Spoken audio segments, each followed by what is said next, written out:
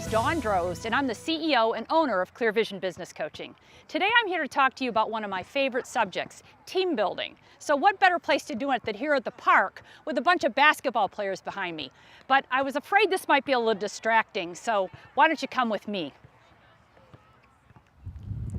Okay, we should be able to focus here a little bit better. So in light of our sports theme today, I wanted to share a quote by Michael Jordan that fits our topic perfectly. Jordan, one of the greatest basketball players of all time, said, "Talent wins games, but teamwork and intelligence win championships." What Jordan knew was that anyone can win a few games if you have some talented employees, but if you really want to take your organization to the championship level, you'll need to build a highly skilled and engaged team. So today, I wanted to take a couple of minutes to talk to you about one of my favorite subjects, team building. Did you know that there are actually 3 levels of team members within your company right now?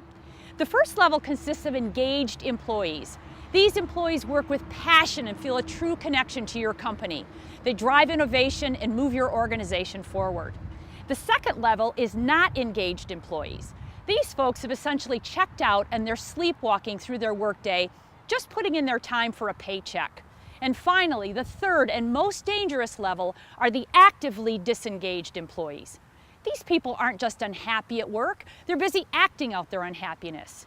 Every day, these workers undermine what your engaged coworkers are accomplishing and set you back. But you want to know what's really frightening? A Gallup poll recently uncovered that in North America, over 70% of all workers fall into the second and third levels of being either not engaged or actively disengaged. So if that's true, what does that mean for you? Now, I really want you to stop for a moment and think about what your disengaged people are costing you. Stop to take a minute to do the math, because this isn't about sitting around a campfire singing Kumbaya or raising our pom-poms to cheer. This is 100% about your bottom line. So think about it.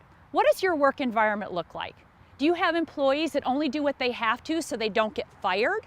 Are there a few people who you know deep down are sabotaging the good stuff that's going on? Does your team accept mediocre results or fight fresh new ideas? I don't know about you, but as a small business owner, I don't have the luxury of standing still or not having everyone in my team pulling in the same direction. In fact, I think we all need a whole team of Rudies. Remember him? Rudy's a movie about Rudy Rudiger, who wanted more than anything in life to play football for Notre Dame.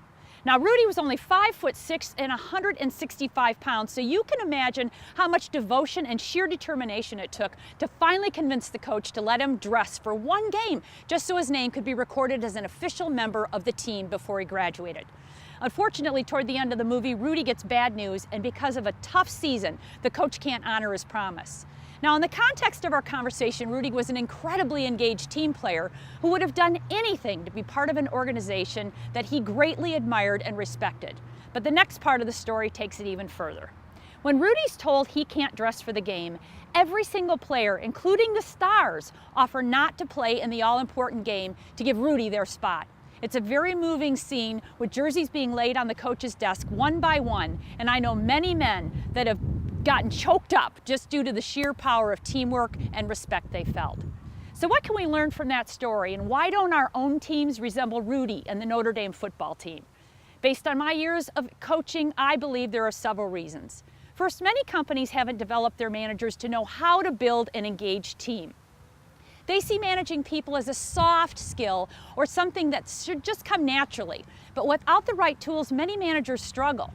Second, most companies with poor performing teams haven't surveyed their employees to truly understand what they need for peak performance, because they're afraid of what they'll hear and don't feel equipped to make the changes necessary.